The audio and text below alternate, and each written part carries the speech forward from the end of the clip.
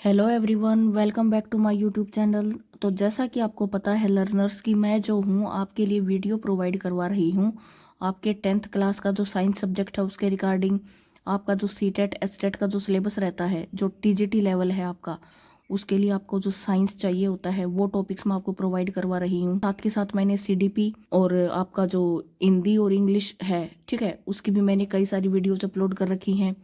तो अगर आप मेरे चैनल पर पहली बार आए हैं तो एक बार आप पीछे की जो वीडियोज मैंने अपलोड करके रखी है उनको विजिट ज़रूर करें। तो देखिए, आज की वीडियो मैं शुरू करूँ उससे पहले मेरा आपसे एक क्वेश्चन रहेगा कि आप केमिकल प्रॉपर्टी ऑफ मेटल्स के बारे में क्या जानते हो, क्या समझते हो। क्या होगा अगर मैं सोडियम को पानी में डाल दूं। तो इन सब सवालों का जवाब अगर आपको जानना है तो आपको मेरी वीडियो को पूरा देखना ही पड़ेगा। और ये मेरी गारंटी है, अगर आप मेरी वीडियो को पूरा देख लेते हैं तो आप चाहे कोई भी कॉम्पिटिटिव एग्जाम क्यों ना दे रहे हो, अगर उसमें आपका मेटल्स एंड नॉन मेटल्स का टॉपिक आता है तो उससे बाहर आपका क्वेश्चन नहीं जाएगा जो आप मेरी वीडियो से पढ़ चुके होंगे।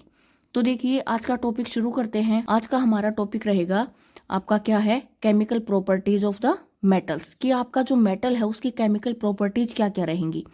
तो देखिए, जैसा कि हम जानते हैं, एज वी नो दैट, हम क्या जानते हैं कि मेटल्स हैव द 1, 2 और द 3 इलेक्ट्रॉन्स, की मेटल जो है वो 1, 2 या फिर 3 इलेक्ट्रॉन को कहाँ पर रखता है, in their outermost shell, and these electrons are loosely held.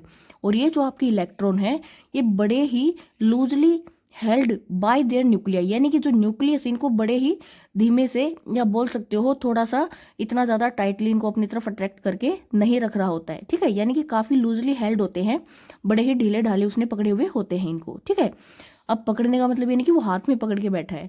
मेरा समझाने का मतलब है कि इलेक्ट्रॉन्स जो हैं इनका जो अट्रैक्शन है आपका न्यूक्लियस की तरफ वो इतना ज़्यादा स्ट्रॉन्ग नहीं होता कि इनको निकालना आपके लिए मुश्किल हो जाए। क्लियर हुआ?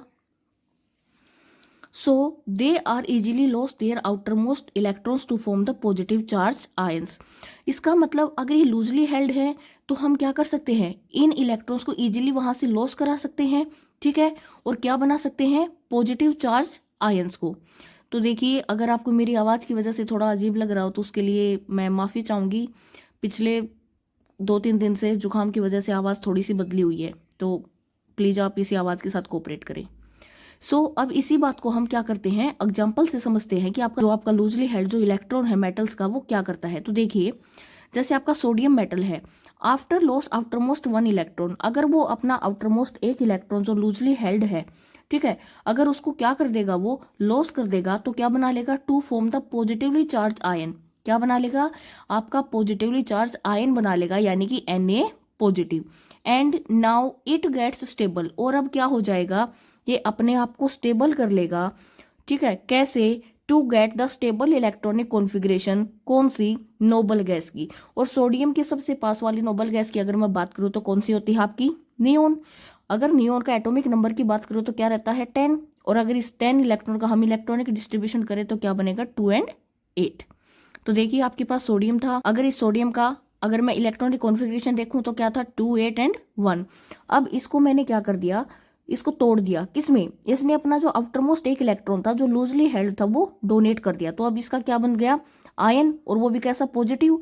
और अब इसका इलेक्ट्रॉनिक कॉन्फ़िगरेशन क्या रह गया, 2 and 8, ठीक है।